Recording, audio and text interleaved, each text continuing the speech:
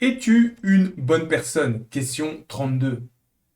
Le règlement européen sur les services numériques, appelé DSA pour Digital Service Act, est un règlement rentré en application depuis le 25 août 2023 et qui veut rendre, je cite, ce qui est illégal hors ligne, illégal en ligne. Ce que ce règlement veut accomplir, c'est que les plateformes de contenu numérique deviennent responsables du contenu qui est publié et que ces plateformes suppriment les contenus dits illicites ou préjudiciables ou faisant la promotion de produits illégaux. Donc ici, on veut s'attaquer aux attaques racistes, aux images pédopornographiques, à la désinformation, à la vente de drogue, etc., etc. L'objectif est, je cite, de contribuer au bon fonctionnement du marché intérieur des services intermédiaires en établissant des règles harmonisées pour un environnement en ligne sûr, prévisible et fiable qui facilite l'innovation et dans lequel les droits fondamentaux consacrés à la charte, y compris le principe de protection des consommateurs, sont efficacement protégés. Fin de citation. En d'autres termes, c'est pour protéger les citoyens, leurs libertés et leurs droits. En pratique, les plateformes telles que Google, Instagram, Amazon et Airbnb et autres doivent mettre en place des outils permettant de signaler et supprimer les contenus jugés comme problématiques par des signaleurs de confiance. Ces plateformes doivent également mettre en place des moyens de mieux tracer les utilisateurs de leurs produits. Dès lors, la question est la suivante. Ce règlement est-il une bonne chose pour assurer la sécurité et les libertés des citoyens dans le monde numérique? A. Oui. B. Non.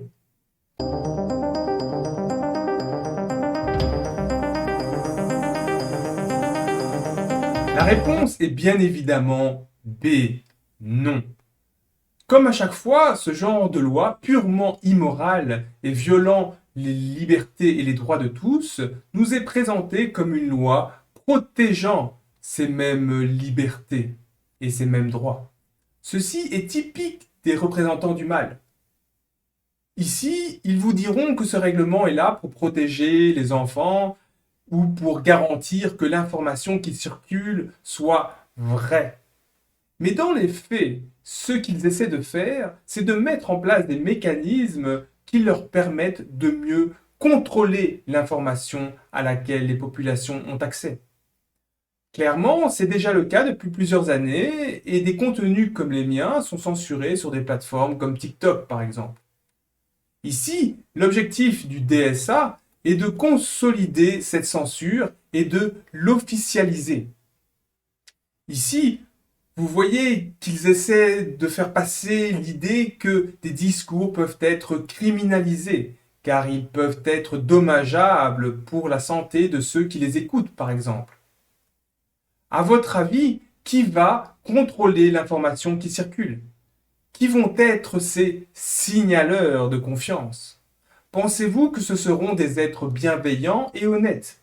Ou pensez-vous que ce sera à nouveau ces mêmes vermines qui se sont illustrés de manière remarquable pendant la période Covid?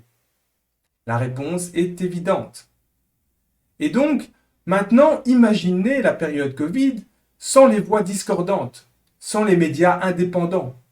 Les dégâts auraient été sans aucun doute plus importants que ceux qu'on a actuellement.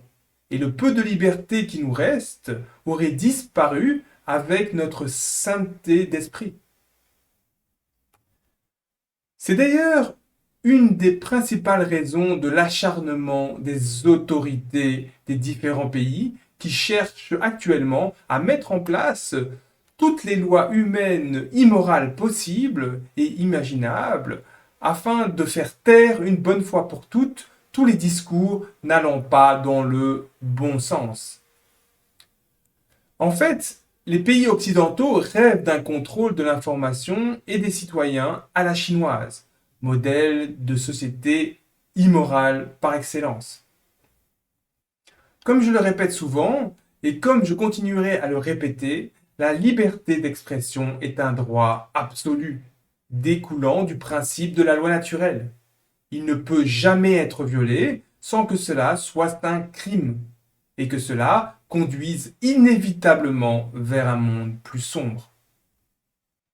Pour en apprendre davantage, vous pouvez aller voir mes vidéos Puis-je vraiment tout dire et La Déclaration des droits de l'homme, outil de libération ou d'asservissement. J'ai également mis des liens vers les textes du DSA. Ces liens sont en description de cette vidéo.